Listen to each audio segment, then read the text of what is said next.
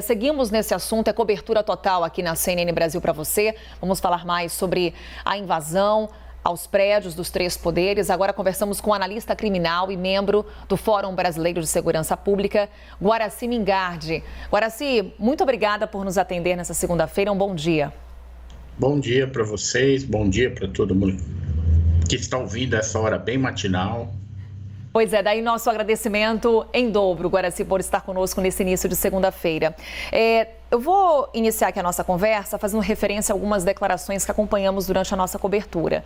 Uma delas do presidente Lula, quando ele fala que houve incompetência ou má-fé das forças de segurança do Distrito Federal. Há pouco, o nosso repórter Pedro Nogueira trazia a decisão do ministro Alexandre de Moraes, na qual ele fala em indícios de omissão por parte das forças de segurança do Distrito Federal. Daí minha pergunta, Guaraci, pelo que a gente acompanha das imagens, pelo que temos conhecimento, podemos falar em má-fé ou incompetência? Claro. Olha, desde o mais baixo escalão até o mais alto, teve gente que deixou para lá, que deixou rolar, que queria que aquilo acontecesse. Quando você monta um bloqueio com choque, por exemplo, se você está interessado nisso, você monta um bloqueio com choque, com os especializados, né? Eles vão estar de escudo, o cacetete adequado, vão estar usando bombas. Não sei se vocês repararam, mas ontem teve lugar assim que tinha umas 3 filas e eles deram uns empurrãozinhos nos invasores, deram uns empurrãozinhos, meia dúzia pegou um spray para jogar e os sujeitos passaram rapidamente, ou seja, não havia muita vontade lá na ponta. Agora, essa vontade lá na ponta reflete a falta de vontade lá em cima também, porque eles não tiveram ordem de chegar lá e de parar isso e de impedir a invasão. Bom, primeiro que eram poucos, né? E segundo, porque não tiveram, não foram rigorosos com isso os mandantes, seja o capitão, seja o major, seja o coronel, o secretário de segurança que está assumido lá junto com o Bolsonaro, o governador. Ninguém deu ordem para fazer nada. Os poucos que queriam fazer acabaram sofrendo. Teve um soldado que foi derrubado do cavalo e espancado, pelo que eu sei, né? Um soldado da PM. Houve desleixo, houve falta de vontade e, mais do que isso, houve facilitação. Facilitaram isso. O Estado, os órgãos de repressão do Estado facilitaram a vida dos invasores que acabaram com o Congresso ontem. Meu caro, eu quero entender um pouco como é que a gente pode botar na nossa cabeça um roteiro de respostas a esses crimes que foram cometidos, né? Porque o senhor coloca aqui um ato de omissão da polícia, e eu queria entender se isso pode ser enquadrado como crime, mas aí nós estamos falando de um fórum para acolher essa denúncia, e o crime cometido pelas próprias pessoas, cidadãos, civis, que vão ser identificados, já estão sendo identificados. Então, qual é o roteiro esperado de atuação, por quem, em que fórum, para criminalizar e responsabilizar essas pessoas? Bom, o primeiro deles, que é o dos facilitadores, ou seja, da polícia que não agiu, você começa lá de baixo. Através da imagem você vai ver grupos de policiais que não fizeram nada, ou grupos de policiais que não estavam ali. Então quem deu a ordem, quem disse o que vocês tinham que fazer, quem era o responsável por mandar um efetivo maior. E assim você vai subindo o escalão, vai chegando nos escalões superiores que deram as ordens ou não deram as ordens, certo? Então você vai responsabilizando aqueles que deveriam ter feito e não fizeram. Tem a fala, por exemplo, do delegado-geral, que era o secretário de segurança atuando no momento, né? Não, nós temos gente acompanhando, tá tudo bem, tá tudo tranquilo, não são pacíficos. Isso 2 horas ou um pouco mais antes de começar o problema.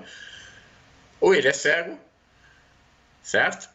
Ou ele é surdo, não estava ouvindo o que o pessoal gritava, Ou então estava sem informação nenhuma. Mas eu acho que não é só essas 3 coisas. Tem a má vontade de agir aí. Bom, mas isso tem que ficar provado depois. Essa é uma linha de investigação para responsabilização. Agora, você tem outro tipo de responsabilização que é daqueles que entraram lá. Aqueles que entraram, você tem os bois de piranha, né? Os que vão com todo mundo. Esses daí são os que mais são pegos. Porque as lideranças médias e maiores normalmente desaparecem logo, logo. Por exemplo, seu repórter falou agora há pouco que iam segurar os ônibus, né? Iam impedir os ônibus de saírem de lá para o pessoal não poder fugir. Pois bem, você tem alguma dúvida que as lideranças já fugiram de carro? As lideranças ali de base, entre os agitadores, já pegaram o carro e foram embora. Eles não estão esperando os ônibus de viagem. Eles já fizeram a parte deles, já fizeram aquilo para que receberam. E, aliás, essa é a parte mais importante.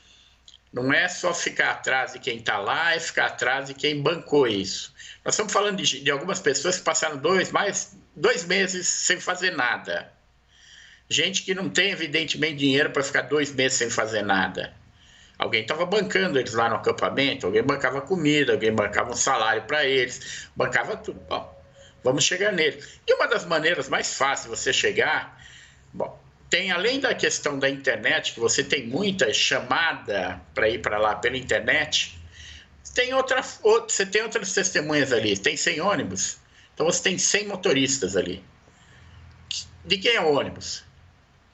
É seu? Quem te contratou para trazer aqui? Certo? E a partir daí, sabendo quem contratou, aí você vai pegar essa pessoa e através dela saber quem bancou, no final das contas, porque não necessariamente é aquele que falou com o motorista, né? Normalmente nem é alguém que está no escalão superior, e vai indo de um por um até chegar nas lideranças. É isso que você tem que fazer, mas não para aí o trabalho. Porque isso é para criminalizar, para mostrar, para poder punir aqueles que já fizeram algo. Mas você precisa manter acesa a vigilância desses grupos, porque isso pode acontecer de novo. Não necessariamente as mesmas pessoas que foram presas ali vão aparecer outras, certo? Estão falando de 400 prisões.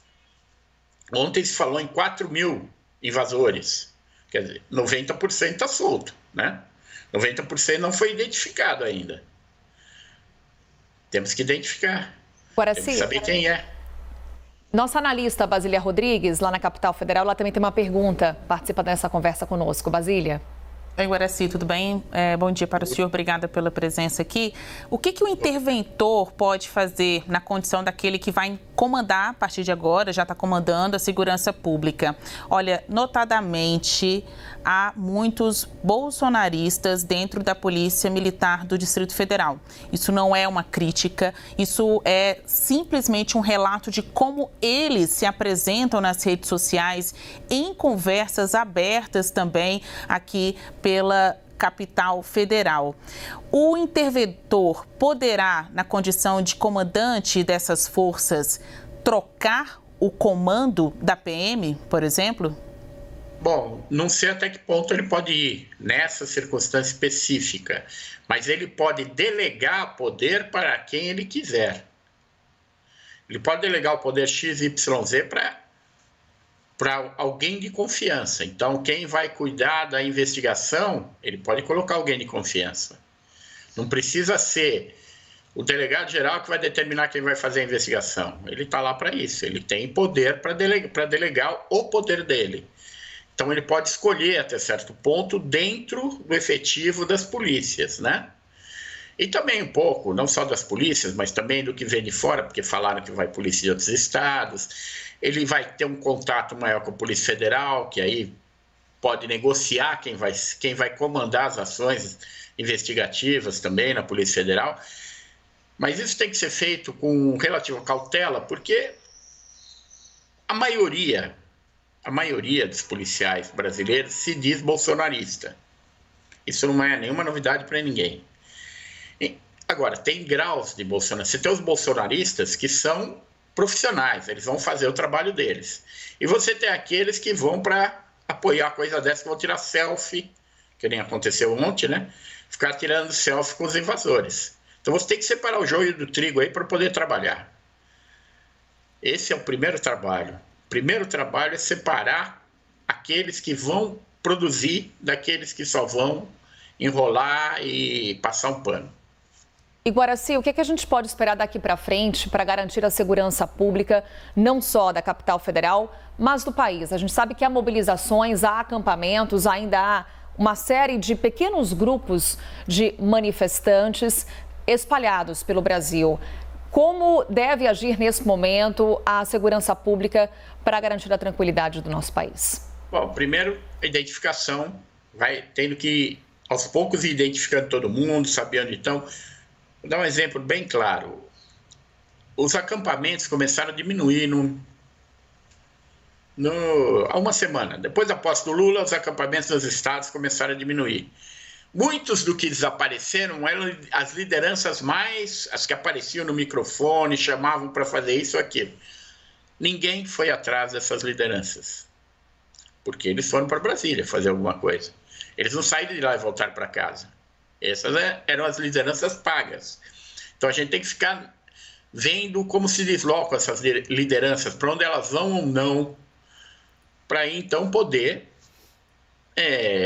verificar onde pode acontecer ou não novas idiotices desse tipo, né? E tem outras coisas que nós temos que seguir adiante fazendo as coisas de sempre, ou seja, o Estado tem que seguir fazendo aquilo que tem que fazer, mas sempre se lembrando que não pode deixar concentrar muita gente no mesmo ponto com essas ideias, porque eles não são manifestantes pacíficos. Então, se você deixa, vamos pensar aqui em São Paulo, você deixa reunir 3 mil deles na Avenida Paulista, você sabe se eles vão ser pacíficos? Você não sabe, então você não vai deixar se reunir lá. Inclusive porque você não sabe, se eles se reunirem e quiserem fazer alguma coisa, a polícia vai agir. Porque, como eu já disse, tem muitos policiais bolsonaristas, né? Então, tem que impedir o negócio de fermentar. E só fermenta. Quando tiver 50 no lugar, não é grande problema. Agora, quando passa a ter 100, 200, 300, 4 mil, que nem ontem, aí desanda. Então, você tem que ficar atrás para não deixar eles se agruparem. Quando se agrupam, dá nisso. Conversamos com o analista criminal e membro do Fórum Brasileiro aqui de Segurança Pública, Guaraci Mingardi. Guaraci, muito obrigada pela sua disposição em estar com a gente aqui tão cedinho, 6h30 da manhã, quase uma boa segunda-feira, uma boa semana.